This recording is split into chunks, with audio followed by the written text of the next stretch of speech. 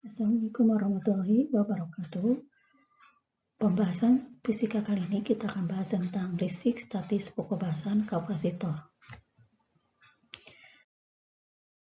Apa itu kapasitor? Kapasitor adalah terdiri dari dua konduktor yang dihubungkan dengan sumber tegangan. Nah, sekarang perhatikan ini konduktor pertamanya, ini konduktor kedua, kemudian kedua konduktor tersebut dihubungkan dengan baterai sebagai sumber tegangan. Nah, ini kutub positifnya, maka pada kutub positif ini nanti pada rangkainya akan mengalir atau akan bergerak muatan positif, ya, akan bergerak muatan positif. Ini perhatikan yang ada di sebelah kiri, kemudian akan mengakibatkan konduktor yang ada di sebelah kiri ini jadi bermuatan positif. Yang besarnya adalah plus Q. Nah, kemudian yang berikutnya, perhatikan ke sebelah kanan. Ini pada sebelah kanan ini akan mengalir elektron atau muatan negatif yang akan mengakibatkan konduktor yang berada di sebelah kanan itu akan bermuatan negatif. Di mana besarnya muatan pada konduktor yang ada di sebelah kanan ini adalah negatif Q. Nah, sekarang berapakah besarnya kapasitor dari kedua keping yang diletakkan sejajar yang dihubungkan dengan sumber tegangan batu baterai tersebut adalah besarnya ditentukan oleh besarnya muatan listrik dari konduktor tersebut, kemudian berbanding terbalik dengan beda potensial dari sumber tegangan tersebut, di mana C ini adalah kapasitor, ya, satuannya farad, dan Q itu adalah muatan listrik, satuannya coulomb, dan V itu adalah beda potensial, satuannya volt. Nah, pada gambaran rangkaian nanti kita tidak perlu menggambarkan kedua keping konduktor tersebut, tapi cukup kita menggambarkan lambangnya saja, di mana lambang dari sebuah kapasitor itu adalah lambangnya ada seperti ini. Ya, kita lanjutkan kepada fungsi daripada kapasitor. Apa itu fungsi daripada kapasitor? Pertama adalah bahwa kapasitor itu adalah sebagai cadangan energi ketika sirkuit elektronik tiba-tiba terputus. Kemudian fungsi kapasitor berikutnya adalah bahwa kapasitor itu berfungsi sebagai alat penerima radio. Kapasitor bersama dengan komponen elektronika lainnya dapat digunakan sebagai tapis atau penyaring frekuensi dan filter gelombang.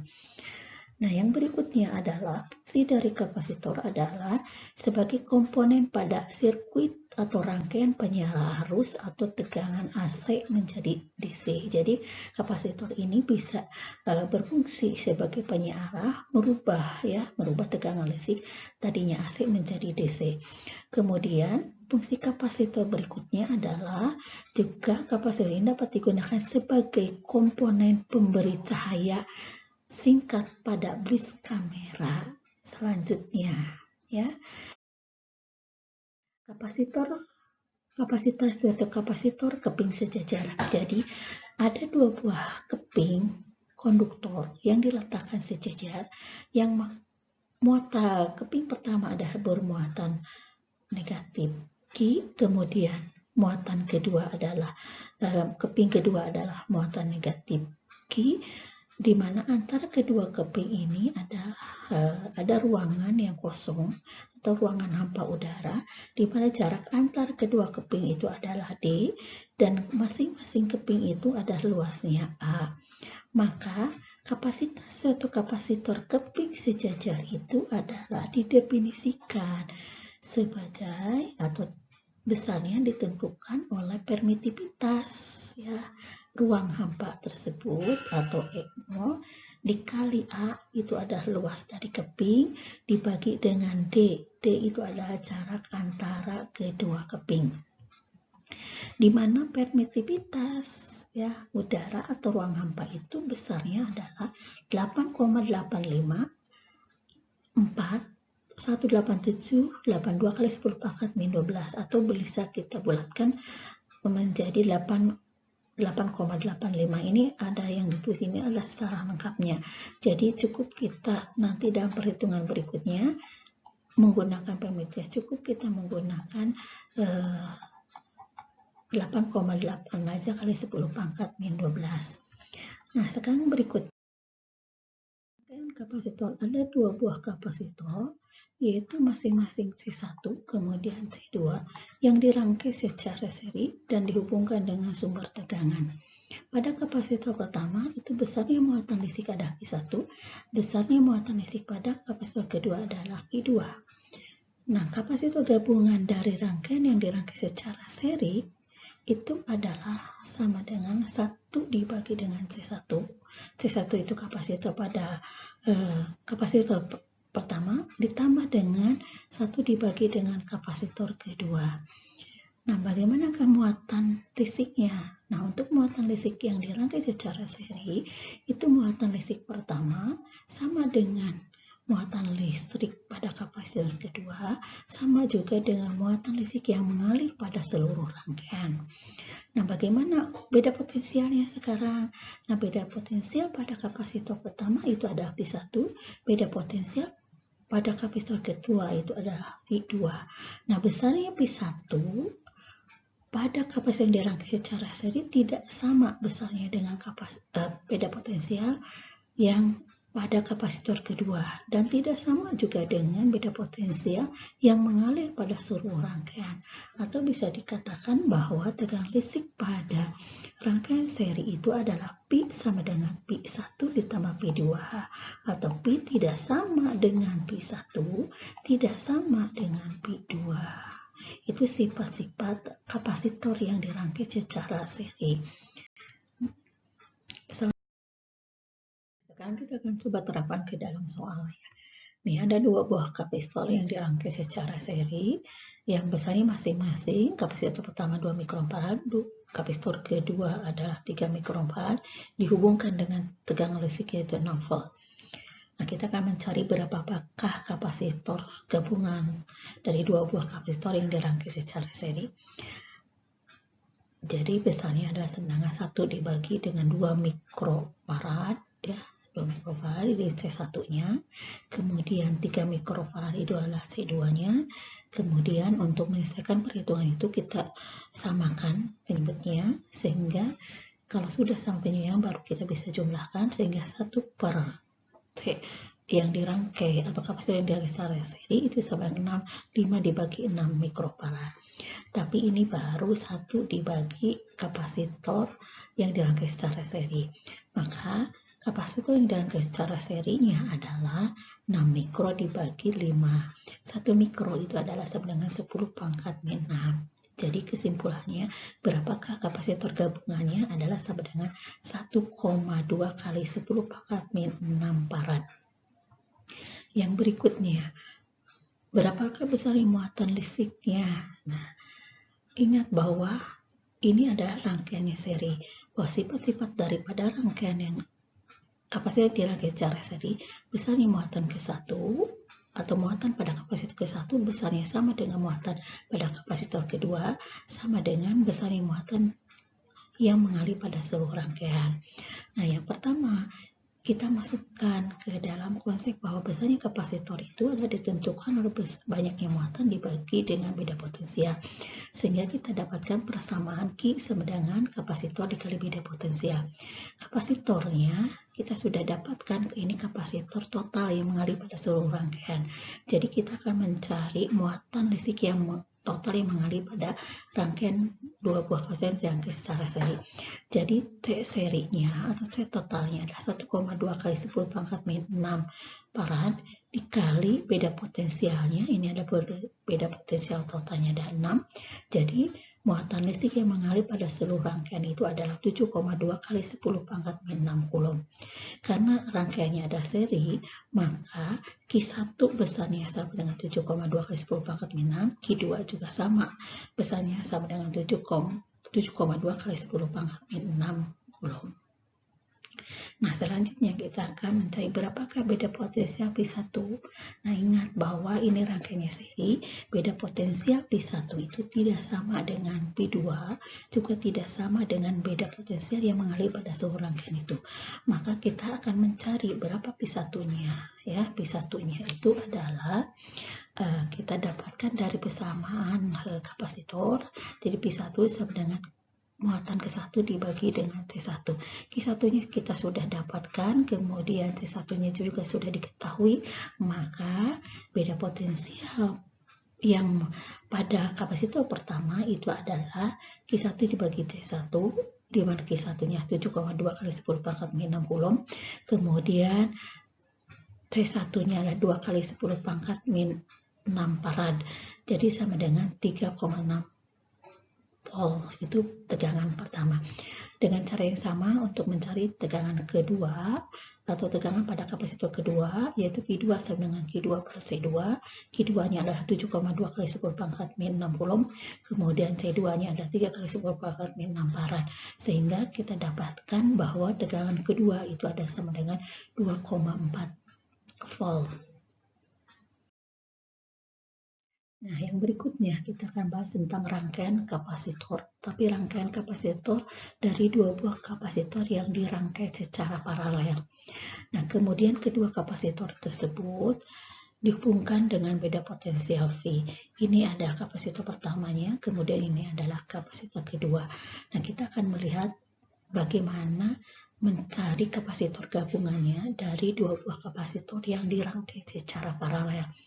Nah, untuk mencari kapasitor gabungan antara dua buah kelas yang dirangkai secara paralel itu adalah sama dengan C1 ditambah C2, ya, itu untuk mencari kapasitor gabungan dari dua buah kapasitor yang dirangkai secara paralel. Kemudian bagaimanakah beda potensialnya? Nah, untuk kapasitor yang dirangkai secara paralel itu beda potensial pada kapasitor pertama yaitu P1, kemudian beda potensial pada kapasitor kedua itu besarnya sama dengan beda potensial yang mengalir pada seluruh rangkaian. Nah, sekarang bagaimana muatan listriknya? Muatan listrik pada kapasitor pertama itu adalah Q1, muatan listrik pada kapasitor kedua itu adalah Q2. Nah, besarnya muatan listrik pada kapasitor Q1 itu tidak sama dengan Q2 dan tidak sama dengan muatan listrik yang mengalir pada seluruh rangkaian. Itu ada sifat-sifat rangkaian dari dua buah kapasitor yang dirangkai secara paralel. Sekarang kita akan coba terapkan ke dalam soal, ya. Nah, ini ada dua buah kapasitor. Kapasitor pertama adalah C1 2 mikrofarad, kapasitor kedua adalah C2 3 mikrofarad. Kedua kapasitor dirangkai secara paralel dan dihubungkan dengan sumber tegangan yang besarnya 0 volt. Nah, bagaimanakah tegangan listriknya? Ingat bahwa tegangan listrik dari dua buah kapasitor yang dirangkai secara paralel itu adalah tegangan listriknya sama, ya. Ingat sifat-sifat rangkaian kapasitor yang dirangkai secara paralel. Kemudian untuk mencari yang berikutnya kita coba tentukan atau kita cari berapakah kapasitor gabungannya. Nah, kapasitor gabungannya bahwa tinggal dijumlahkan saja, ya, 2 mikrofarad ditambah 3 mikrofarad jadi sama dengan 5 mikrofarad. Nah, sekarang kita akan mencari muatan listriknya. Ingat bahwa dua buah kapasitor yang dirangkai secara paralel, muatan listriknya itu adalah tidak sama, ya. Jadi Q1 itu tidak sama dengan Q2 dan tidak sama dengan muatan listrik yang mengalir pada seluruh rangkaian. Ya, jadi kita cari dulu muatan listrik gabungannya, ya, atau muatan listrik mengalir pada seluruh rangkaian. Jadi sama dengan C gabungan dikali beda potensial. C gabungannya kita sudah dapat 5 mikrofarad, kemudian dikalikan dengan tegangan listrik yang mengalir pada seluruh rangkaian itu adalah 0 volt, jadi dikalikan jadi sama dengan 30 mikrocoulomb. Ini ada muatan listrik yang yang mengalir pada seluruh rangkaian. Nah, untuk mencari berapa muatan listrik pada C1 yaitu tinggal sama menggunakan persamaan yang sama, yaitu C1 kali V. Nah, C1-nya 2 mikrofarad, V-nya adalah 0 volt, ya, 0 volt karena sama P1 sama dengan P2 sama dengan yang mengalir pada seluruh rangkaian. Jadi didapatkan 12 mikrofarad. Kemudian Q2 itu sama dengan C2 dikali V, C2-nya 3 mikrofarad dikali 0 volt jadi sama dengan 12 mikrofarad. Jadi kan bisa kita lihat bahwa Q1 itu tidak sama dengan Q2, tidak sama dengan Q3, tidak sama bukan dengan Q3 tapi dengan Q yang mengalir pada seluruh rangkaian. Di mana Q yang mengalir pada seluruh rangkaian itu adalah besarnya Q1 ditambah Q2. Nah, sekarang coba perhatikan. Q itu adalah 30 mikron coulomb. Nah, kemudian Q1 ada 12 mikron coulomb, Q2 ada 18 mikron coulomb. Kalau kita jumlahkan 12 mikron coulomb ditambah 18 mikron coulomb itu besarnya sama dengan 30 mikron coulomb.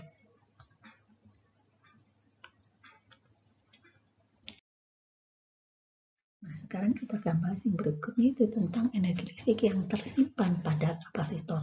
Tadi kan salah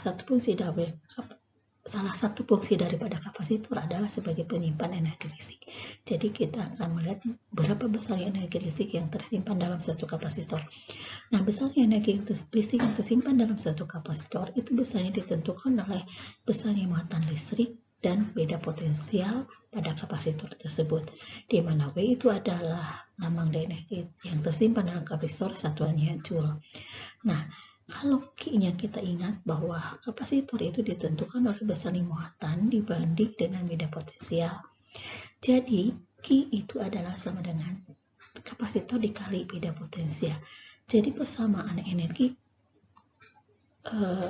yang tersimpan dalam kapasitor bisa kita buatkan suatu persamaan lain, yaitu 1 dibagi 2 atau setengah. Q-nya kita ganti dengan C dikali V, kemudian dikali beda potensial, sehingga persamaan energi yang tersimpan dalam suatu kapasitor, persamaan lainnya, bentuk lainnya adalah setengah kali kapasitor dikali beda potensial dikuadratkan. Ini bentuk lain dari persamaan energi yang tersimpan dalam kapasitor. Nah, yang berikutnya ini adalah gambar grafik hubungan antara muatan listrik dengan beda potensial. Jadi, untuk mencari energi yang disimpan dalam suatu kapasitor, bisa juga kita mencari luas daerah dari yang diarsir ini, ya. Nah, karena kita lihat dari persamaan ini bahwa energi yang disimpan dalam kapasitor itu adalah W sama dengan setengah Q kali V. Jadi kalau grafiknya Q dikali V, maka untuk mencari energi yang tersimpan dalam kapasitor cukup kita menghitung berapa luas daerah ini, ya. Kalau kita lihat dari gambar ini, berapa energi yang tersimpan dalam kapasitor itu sampai dengan luas segitiga, ya, itu. Nah, yang berikutnya kita akan bahas materi tentang kapasitor. Ibu cukupkan. Nah, nanti coba dilatih dengan soal-soal yang ada 3 buah soal yang ada dalam video ini, kemudian nanti dilatih, ya, karena tidak ada sesuatu yang sulit kalau kita mau belajar. Semoga sukses selalu. Wabillahi taufiq wal hidayah. Assalamualaikum warahmatullahi wabarakatuh.